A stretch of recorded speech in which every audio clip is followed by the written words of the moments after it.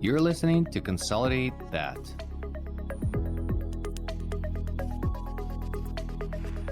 Ukraine is my motherland. It is now under a savage attack by Russia. Ukraine is shielding Europe and the rest of the civilized world from Putin's barbaric aggression. Ukrainians are brave and effectively fighting back. Let's help. Make a donation to Armed Forces of Ukraine. Link is in the show notes. #Stand with Ukraine. Welcome back to Consolidate That, Ivan. It's great to see you. I think this might be a back-to-back episode that we have incredible authors that are joining us, which I think is we used to ask for a book recommendation, and now we're finding the real source of the knowledge. So I'm excited about our guest today. I'll hand it to you to introduce him. Yeah, this is extremely exciting. This is one of the two biggest methodologies that we use in Galaxy, and this is the author of one of the books that I've got really inspired by recently and creating the whole framework. So we have Bo Burlingham. Bo has been writing about entrepreneurship and entrepreneurs for 40 years, mostly for Inc. magazine, where he served as executive director and then editor at large. Along the way, he has authored 5 books, the most recent being Finish Big: How Great Entrepreneurs Exit Their Companies on Top. He previously authored Small Giant: Companies That Choose to Be Great Instead of Big, which was a finalist for the Financial Times Goldman Sachs Business Book of the Year award. That book inspired the Small Giants community, which he co-founded with Paul Spiegelman. He has written 3 other books with co-authors, including 2 with Jack Stack, CEO of Springfield Holdings Corp. That's the great game of business that we're going to be talking about today.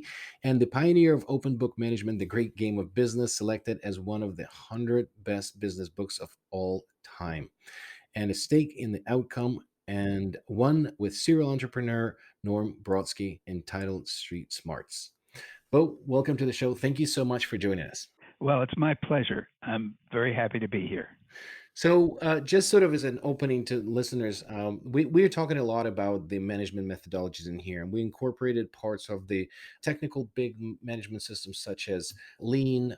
We incorporated SAFe, which is Scaled Agile Framework. We incorporated many smaller tools like design thinking in our process. So we're constantly looking for improvements in the management methodologies, because in the organizations like corporate consolidation, there's many processes that are weaved in together, and it's always a challenge to understand how to grow as an organization and systematize what you're doing. But the one of the most important components of what we're doing is the part that we think that's going to be a breakthrough in our industry is employee ownership. And historically in veterinary medicine, the veterinarians are the ones that are driving the business, obviously, and then they're the ones that could benefit from the commission-based pay or production, or whichever way you call it, but essentially they can drive their production, but not necessarily the staff. And the challenge in our industry right now is that we do not, the talent is very scarce, and especially the technicians, which are sort of the nurses in the veterinary industry. And what we thought is that by incorporating employee ownership, we will engage people to then be a part of the business. And to my surprise, it wasn't that easy. It wasn't that easy to just say, hey, you have shares in the company through ESOP structure. And then all of a sudden, I thought everybody will just run and work hard and just strive for that next goal. It didn't work. So with that, we started to incorporate other things, which National Center of Employee Ownership recommended to us, such as implementing ideas. And we had a great author of the book Ideas Are Free on this podcast. And now we're lucky to have you with a great game of business. And I want to ask you to maybe describe in a couple of sentences to the listeners, what is it? What is the great game of business? And how did you and Jack Stack stumble upon this? Well, I would say that Jack Stack invented it. I stumbled upon Jack Stack. His idea was basically that if you own a business, there's no reason that everybody else in the business can't understand what you know. In other words, that basically there's no reason not to be hiding the information about how the business makes money and generates cash. And that if you have everybody in the business who has that knowledge and is working together, you're going to have a much more powerful company. Just think of it this way. If you have a typical company, let's say 100 employees, and 5 or 10 of them sort of really know what's going on in the business, and the other 90 or 95 are waiting to be told what to do, and they're competing against another company which has 100 employees, and all 100 of those employees are tuned into the same thing and working for the same thing and focus on say, well, which of those companies is going to be more successful? Which is going to, it's obvious that if you take advantage of the brains, essentially, of everybody in the business, you're going to have a much more successful business. And that's been borne out time and again, actually. There are many, many people that have adopted the great game of business. There are many companies. There's a conference every year where we get about 500 or 600 people. And, I guess over time, we have hundreds, if not thousands of companies that have adopted this. And basically, if you adopt it and you really implement it the way it should be implemented, you'll never go back. So there's two components that I think that are sort of foreign to any other form of business that I picked up from it. One is you educate your staff that is not necessarily in the finance department on finance. It was interesting to think in our industry. So the typical vet hospitals would have manager who usually educated on finances, veterinarians that are sort of understand it, but they don't really get the details of it. They just, they're good at treating patients unless they're owners of the practice. And then you have the nurses or the technicians, and then you have CSRs or receptionists, and then you have the kennel staff, and then you can't even think of explaining to these people the finance. And so that's a one foreign concept. And the second foreign concept that we found out is that then once they understand how the finance works in the clinic, or in any business, then you do open book management, and oh my god, you show your revenue, you show your profit, you show your expenses. How do other companies react to this concept? Because as I start talking to others about it, there's an allergic reaction, and then there's fear. Why would we show this to our staff? They either would tell our competitors, or they will find out that we're doing too great, or they will find out that we're doing very poorly and we'll lose these employees. So I'm sure that those are all the thoughts that are going through people that are applying this to their business. How do you find people react to those two concepts? Well, I would say that in terms of the fear that you mentioned, those are all very common, and they come up. And the fact is, if you're in the veterinarian business, the chances are that if you knew the numbers of the other veterinarian businesses, I don't know how much that's actually going to help you in terms of being competitive. But the real challenge is to get your employees to care about the numbers. Most people who care about numbers become accountants. That's Uh, true. if they've chosen another line of work, they probably look at the numbers and their eyes glaze over. I think Jack Stack's great insight here was to basically tell people, look, people think that business is complicated, that you have to have an MBA or something like that to understand it. And he said, basically, that's not true. Business is a game. And as an endeavor, that's what it is. And he says, like any game, in order to play it, you have to, number one, know what the rules are. Number two, get enough information that you can follow the action and keep score. And number three, you have to care about whether or not you win or lose. In other words, you have to have a stake in the outcome. And that basically, if you set up the business so that those conditions exist and so that everybody has an incentive to learn about the numbers, basically what happens is that all the tools that you use, a bonus plan, for example, becomes an education tool, because basically the strength of your business is going to depend on how much your people in the business understand about what it takes to be successful. Once they understand what it takes to generate revenue and to earn profits, it changes everything, because the way that they go about whatever job they have, they're going to incorporate that knowledge into it, and it'll be there for them, and that's what they will be applying, and the business will do better, and that's really the goal. So, Bo, something that was kind of interesting to, if we turn the page to another book that you have, right? The idea that great is instead of big, Yeah, right? It's sort of the idea. And as people that are working in a space that consolidates businesses, right? yeah. Veterinary consolidation market is taking small businesses and putting them into larger businesses. Mhm. What do you think is the way that people could look at that? A lot of times as we look at growing businesses and increasing the size of consolidation, we think of, I don't know, even things like Nvidia, who just hit $1 trillion mark briefly this week and became Mhm. the fifth Mhm. $1 trillion business that now is growing to be too big to fail almost. But how does that work in the idea of being great versus being big, and how would you approach that for consolidation? perhaps? Well, the first thing is really the easiest, which is just simply recognizing that being a great business is different from being a big business. If you have a big business, you may or may not have a great business. If you have a small business, you may or may not have a great business. But most important question that everybody who owns a business should ask themselves, what is it that makes a business great? The different people will have different answers to that question. Some people may think that in order to have a business great, we have to grow and get big. Okay, that's a legitimate thing. I mean, I don't make judgments about that. I'm just saying that there's a tendency in our culture to think that if you start a business and you grow it, that the whole idea is to make it as big as possible. And that's not true. It doesn't have to be true. It can be true if you think that that's essential to having a great business. But for most people, it really has to do with what I looked at with the companies I wrote about in Small Giants.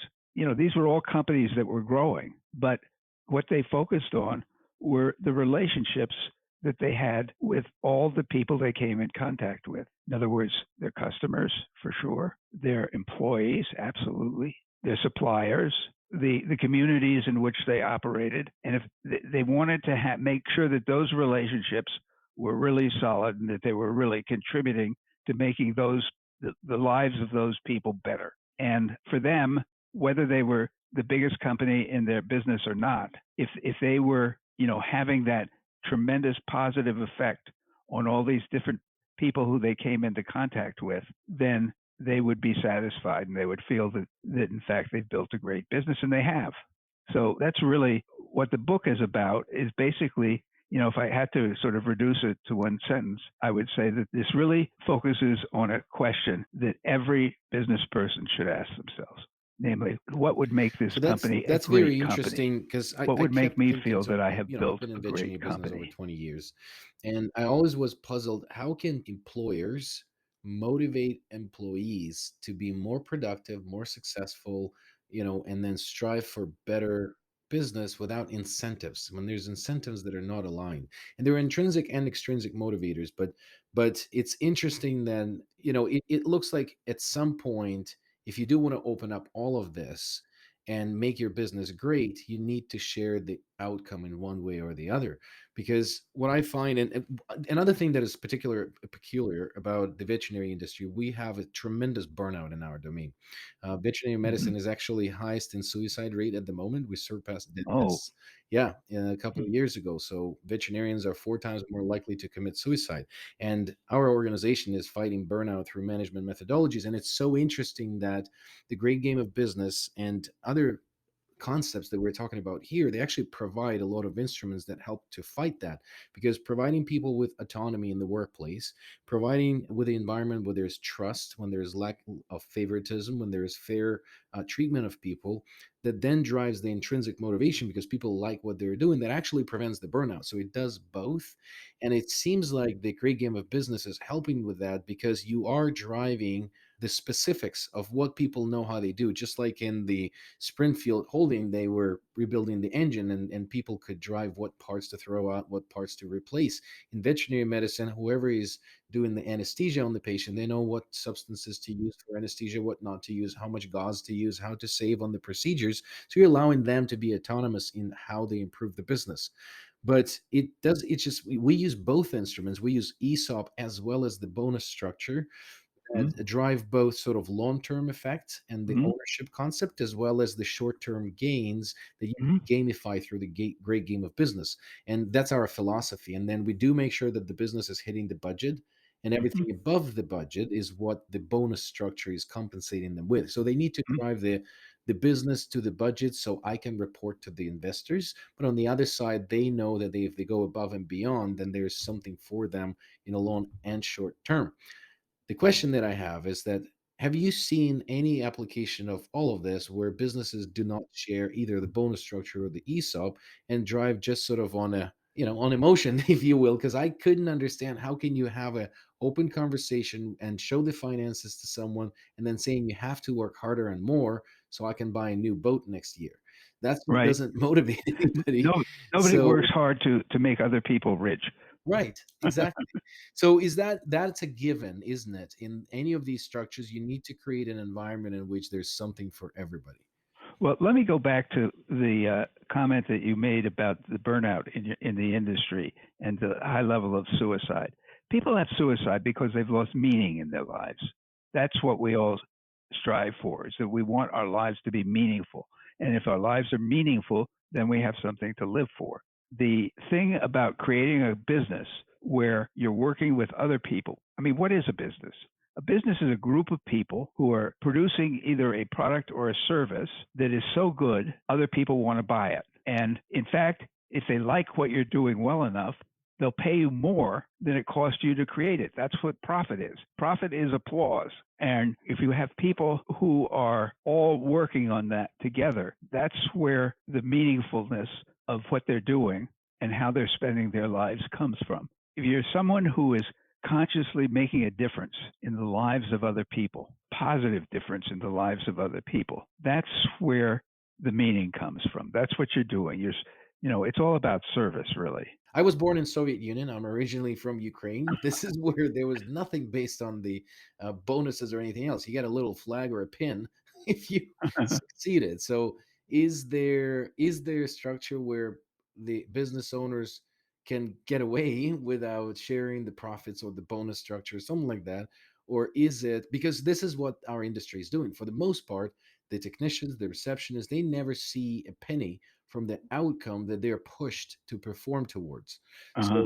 So I'm just trying to understand that. Well, there's a saying that you may have noticed in the book that there are these sort of universal sayings about business that, and the most important one is, I think it's number 6, which is you gotta wanna. Basically, for people to really do something and to be the best that they can be, they have to want to do that. And the great game business is really about creating a company that is filled with people who, in fact, want to. They all want to achieve the same thing. It's very hard for me to imagine someone taking a job who doesn't want to do the job. In other words, if you take the job, and to support your family, let's say, or to put food on the table, whatever it is, that's fine, but that only takes you so far. Ultimately, when you doing something, whatever the job may be, in terms of the veterinarian business, for example, the people who want to do a good job, they want to feel that they are making a contribution. And the question is, the problem that we have with most businesses that are not open book is that that really prevents everybody else in the business from really knowing what they're doing and why they're doing it. Why did they get hired in the first place? And what's going to constitute success? There are many companies in the world, not just in the Soviet Union, but throughout capitalist countries as well, where people are not given that opportunity to really see how they're making a difference. And that is what businesses that do that are doing. They're wasting the most valuable resource that they have, which is the intelligence of the people who work in the business. And you can run a business that way, but you're wasting the factor that will make you the most successful in that business. That's a great point. I mean, that's something that we should probably make T-shirts of that, and do those. I want to. I'd love to keep going with you here for a few hours because I think you've got some great stuff for us to learn, and a lot of the things that you're talking about are things that you've brought into your different books that you've written, and we'll make sure that we have all of those written up in the show notes. But I believe you have perhaps a new book that you're working on that we wanted to get the word out there for folks that want to learn more about what you have going on. Well, I have a handicap in that I don't have a name for the book yet. I can tell you what the book's Okay. about. The book's almost all written, but it often happens that the last thing I come up with when I write a book is the name. Small Giants, for example. I wrote the whole book without talking about Small Giants because I didn't have the concept, I didn't have the name, and it was only at the very end where the publisher said, "We've got to have a name for this book." And I said, "Oh yeah, okay." Well, so I asked actually the people who I'd written about in Small Giants if they could help me to come up with a title. And one of them, who is very good and who I rely on all the time for titles because he's so good at it, a guy named Jay Goltz, at the very end, he said, "Well, you're talking about these companies that want to be the best in the world at what they do, but they don't necessarily want to be the biggest in the world. So in fact, they're small. They may be small, but they're giants. And what about that? Small giants. And I said, oh, that's a great idea. So I talked to my publisher, and the publisher loved it. So that's just a long-winded way of saying that I'm actually working on a book and almost done with. Still don't have a title for it. But it's basically the story of a person who had a very interesting journey. This is about really the journey to evergreen. It's the journey from Silicon Valley to evergreen. And that's what the book's going to be about. That's going to be great. Well, I know we're definitely going to want to read it, and what we'll be sure to do is keep in touch with you as it comes out, and make sure we push an update to everyone on the title and get all of that going. And Yeah. again, this has been wonderful. You know, Ivan and I always enjoy, we geek out over a lot of the different books that people read, and I know a lot of what you've written has been well received by people. And it's one of those ones that when you tell someone you're reading one of your books, it's sort of a carry-on effect of a lot of people saying, oh, I read that. Oh, I should try this. And have you read this? So it's been really cool. And I hope that I would imagine you're very proud of the work that you put out there, because it's been very well received and very, very cool to dive into. So thank you for joining us. This has been wonderful. Thank you for your time. And we'll have the show notes with all of your books and the new book coming soon. Very good. Thank you very much. Thank you so much for listening to Consolidate That. If you want to hear our new episodes, please find us on any podcast platform. Also, you can learn more about us on our website at galaxyvets.com.